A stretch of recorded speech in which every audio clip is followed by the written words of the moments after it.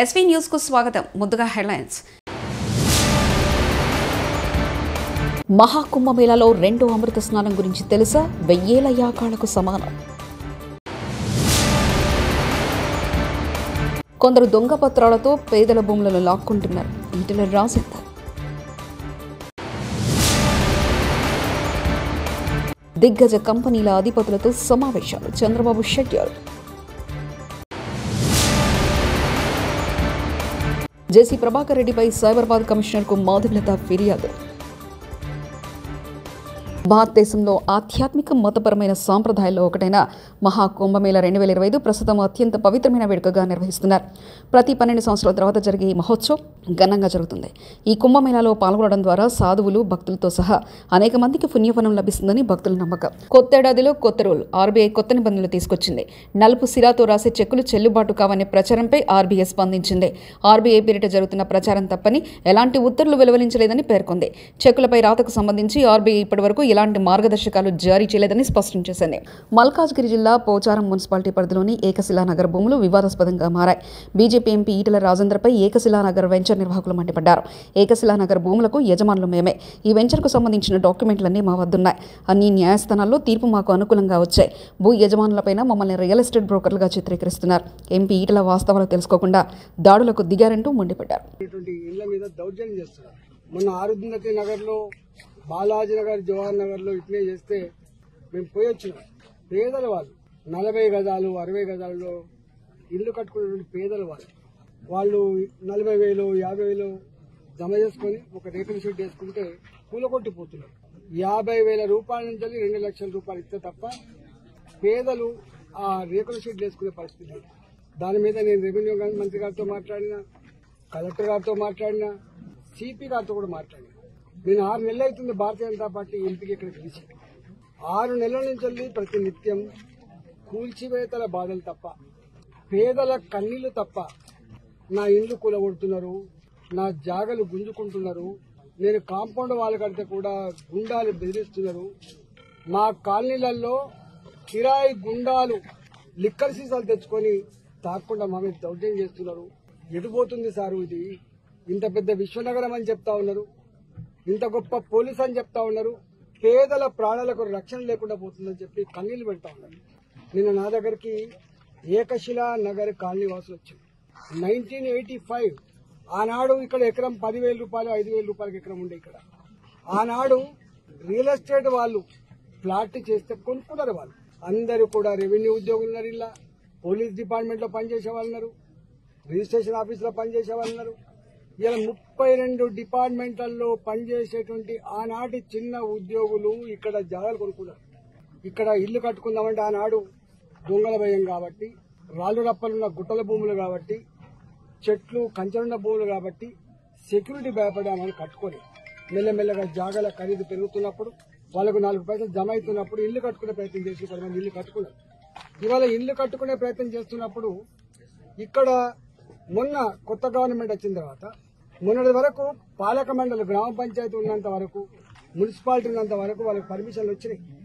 కానీ కొత్త ఈ గ్రామ పంచాయతీ పాలక మండలి వాళ్ళ టైం అయిపోయిన తర్వాత స్పెషల్ ఆఫీసర్ల పాలనను తెచ్చి ఇక్కడ కట్టుకునేటువంటి ఇండ్లకు పర్మిషన్ ఇస్తలేరు.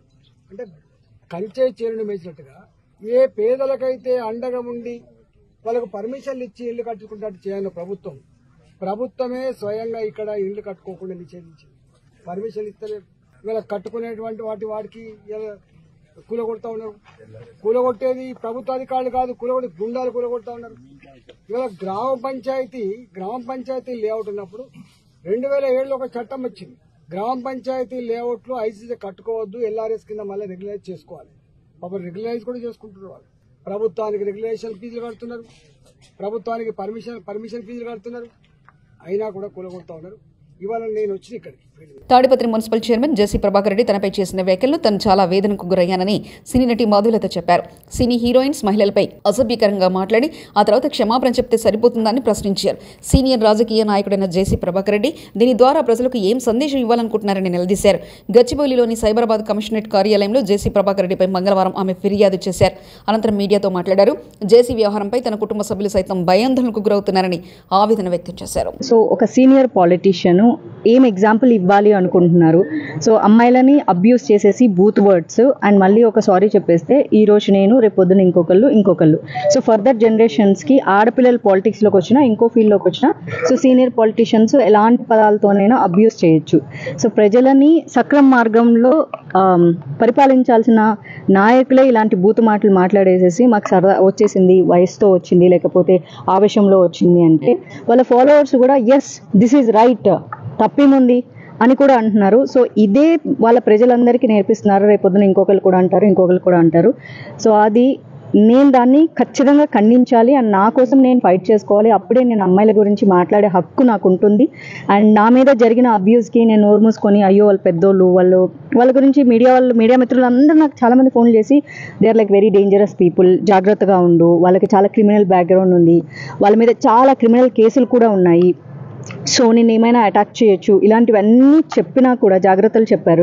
సో నిన్న మొన్న ఇంటర్వ్యూకి వెళ్ళినప్పుడు కూడా నాకు సేమ్ చెప్పారు, జాగ్రత్తగా ఉండు, they are very dangerous people అని. సో అంత డేంజరస్ పీపుల్ ఉన్నప్పుడు సో మాధవీల తన అమ్మాయి నోరు మూసుకొని సైలెంట్గా ఉంటే రేపు పొద్దున అసలు ఆడపిల్లలు మీరు ధైర్యంగా ఉండని చెప్పారు రైట్ నాకు లేని కారణంగా. సో అది నాకు నేను ఛాలెంజింగ్గా తీసుకొని సో కమిషనర్ గారికి కంప్లైంట్ చేయడం జరిగింది.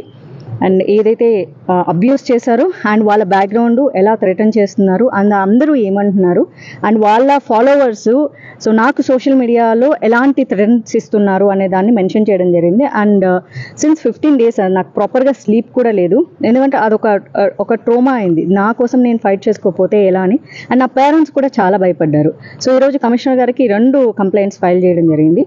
యాజ్ ఎ ఉమెన్గా నా మీద ఏం జరిగిందో అదొకటి. So she Smita Rashtriya Hindu Yuvavahini which is runs by Rajnath Singh గారి ఆధ్వర్యంలో రన్ అవుతుంది. And I'm the Telangana spokesperson and she is the national vice president. So తను కూడా సో నా మీద జరిగిన దానికి కంప్లైంట్ రైజ్ చేయడం జరిగింది. సో ఒక స్ట్రాంగ్గా అన్ని వైపుల నుంచి కూడా నేను కమిషన్కి కంప్లైంట్ ఇచ్చా, హ్యూమన్ రైట్స్కి ఇచ్చా అండ్ ఇప్పుడు కమిషనర్కి ఇచ్చా అండ్ ఇప్పుడు పోలీస్ కంప్లైంట్ ఎఫ్ఐఆర్ ఫైల్ చేయబోతున్నాను. సో నెక్స్ట్ స్టెప్ అదే, ఒకసారి మిమ్మల్ని అడ్రస్ చేద్దామని చెప్పి వచ్చాను. వీడియో చేశాను, ఆయన ఎలాంటి పదాలు యూజ్ చేశారు అండ్ దానివల్ల నేను నా ఫ్యామిలీ ఎలాంటి ట్రోమాకి గురయ్యామో. ఎందుకంటే మా చుట్టాలందరూ కూడా ఫోన్ చేసి వాళ్ళు ఎంత డేంజరస్ పీపుల్ అని మా పేరెంట్స్కి చెప్పడం జరిగింది. ఒక రకంగా అది ఎమోషనల్ థ్రెటనింగ్. సో వాళ్ళు డిప్రెషన్లోకి వెళ్ళిపోయారు, అది చూసి నేను డిప్రెషన్లోకి వెళ్ళిపోయాను. Because my family is my strength. So అమ్మ నాన్న వయసు అయిపోతున్న వాళ్ళంతా డిప్రెషన్లోకి వెళ్ళిపోతే నాకున్న ఒకే స్ట్రెంత్ నా పేరెంట్స్. సో వాళ్ళ దగ్గర నుంచి థ్రెటన్స్ అండ్ సోషల్ మీడియాలో చాలా థ్రెటన్స్ వస్తున్నాయి నాకు. ఇక ప్రముఖ సినీ నిర్మాత తెలంగాణ FDC చైర్మన్ దిల్ రాజు ఇల్లు కార్యాలయంలో ఐటీ అధికారులు సోదాలు నిర్వహిస్తున్నారు. దీంతో పాటు ప్రముఖ నిర్మాణ సంస్థ మైత్రి మూవీస్ కార్యాలయాలు, పుష్ప 2 చిత్రం నిర్మాత నవీన్ ఎర్నేని నివాసంలోనూ సోదాలు కొనసాగుతున్నాయి. ఏకకాలంలో 8 చోట్ల 55 బృందాలతో తనిఖీలు జరుగుతున్నాయి.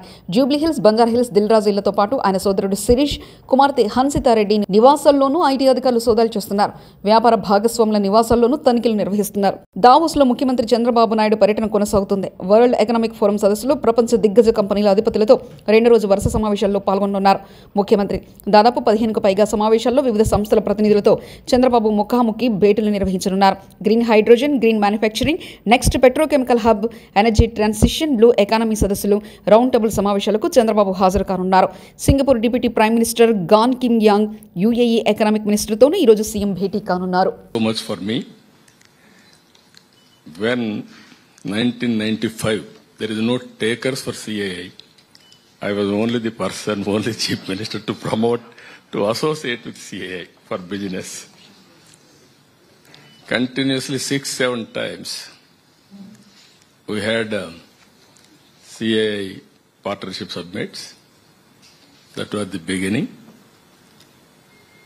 And I had a very good experience with Tata also. We have done technology breakthroughs so many types, so many areas. That is the best experience for me. Here, I had a track record. There is a proof of concept. Just like industrialist, I am also having that proof of concept. Not decades. Within 2.5 decades, Hyderabad is the proof of concept today. Most livable city in India, All, you name any advanced technologies, everything, either pharma, IT, BT, or finance, sports, everything, hospitals, everything we have done. We promoted, our people have done extremely well. One example, if all of you can see, 25 years back, that is early 90s, Bill Gates invented internet.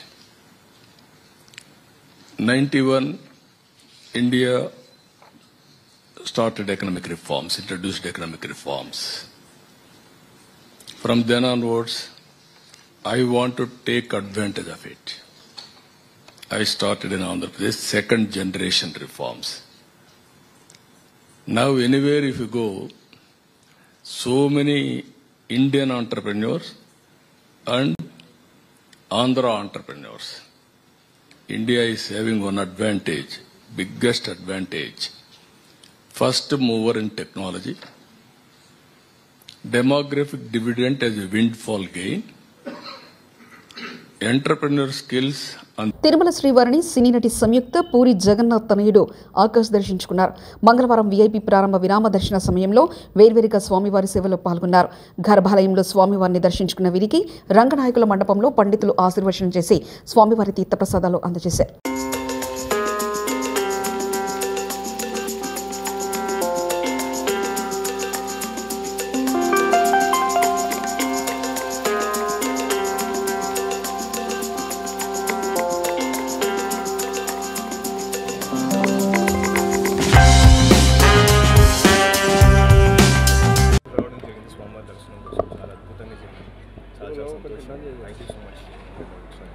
Next movie project next ఇప్పుడు తల్వారం సుమయ వస్తున్నాను. So ఈ month ending start అవుతుంది. So start అయ్యే ముందు స్వామి ఆశీర్వాదం కోసం వచ్చాను. చాలా చాలా హ్యాపీ. నాన్నగారు ఇప్పుడు యాక్చువల్లీ నాన్నగారు కథ రాస్తున్నారండి, రైటింగ్ స్క్రిప్ట్ న్యూస్క్రిప్ట్. సో నాది టైం ఉందండి, డాడీతో టైం ఉంది. సో ఇప్పుడు డాడీ గారు అయితే కథ రాస్తున్నారు, బట్ అది ఇంకా ఏ హీరో అనేది ఇంకా ఫిక్స్ అవుతుంది. సో వేస్తున్నాను. Thank you. అందరికీ నమస్కారం. నా తిరుపతిలో దర్శనం చాలా బాగా జరిగింది. చాలా సంతోషంగా ఆనందంగా ఉంది. ఏంటో తిరుపతి నాకు చాలా క్లోజ్. ఏం చెప్పాలో తెలీదు. బాలాజీ దర్శనం చేస్తే లైఫ్ చాలా బాగా జరుగుతుంది. ఏ ప్రభుత్వ పథకమైనా కాంగ్రెస్ కార్యకర్తలు చెప్పిన వరకే ఇస్తాం. ఇందిరమ్మ కమిటీలో ఉన్న 5 మంది సభ్యులు చెప్తే రేవంత్ రెడ్డి చెప్పినట్లే. కాంగ్రెస్ నాయకుడు సంపత్ కుమార్ ఉన్న కాంగ్రెస్ కార్యకర్తల చేతుల మీదనే జరుగుతాయి. ఆ ఊర్లో ఈరోజు ఏదైతే ఇందిరమ్మ కమిటీ వేసిందో ఆ ఇందిరమ్మ కమిటీలో 5 మంది రేవంత్ రెడ్లు. గ్రామ సభలో అధికారులను నిలదీస్తున్న ప్రజలు. రంగారెడ్డి జిల్లా మహేశ్వర మండల పరిధిలోని గ్రామ సభలో రసాబస. భూమి ఉన్నవారికి భూమి లేదని లిస్టులో పేర్లు, ఇల్లు ఉండి ఇల్లు లేవని లిస్టులో పేర్లు ఉండడంపై అధికారులపై మండిపడ్డ గ్రామస్తులు.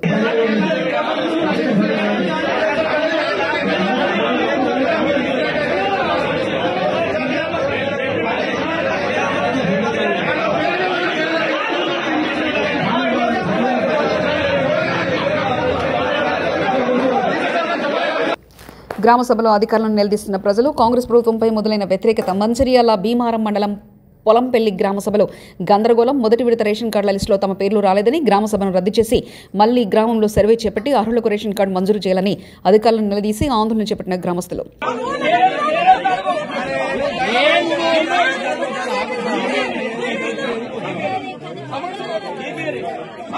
ఒక విషయం తెలుసా, ఏం తగ్గుతుందో మంచిగా రాయాలా. వీళ్ళందరూ ఎమ్మెల్యే దగ్గరికి పోతారు, ఆ లిస్టు పేరు సెలెక్ట్ చేసుకుని ఇప్పుడు 343 దరఖాస్తులు వస్తాయి అన్నారు కదా. 279 దరఖాస్తులు ఇప్పుడు మనకు సెలెక్ట్ అయ్యి ఇంకా 343 ఇంకా మనకు అనేది ఆ మిగతా గ్యాప్ ఉంది కదా. ఆ గ్యాప్ ఉన్న దరఖాస్తులు మరొక రోజు వాటన్నింటినీ. మహాకుంభమేళాలో 2వ అమృత స్నానం గురించి తెలుసా? 1000 యాగాలకు సమానం. కొందరు దొంగ పత్రాలతో పేదల భూములను లాక్కుంటున్నారు. ఈటెల రాజేందర్. దిగ్గజ కంపెనీల అధిపతులతో సమావేశాలు. చంద్రబాబు షెడ్యూల్.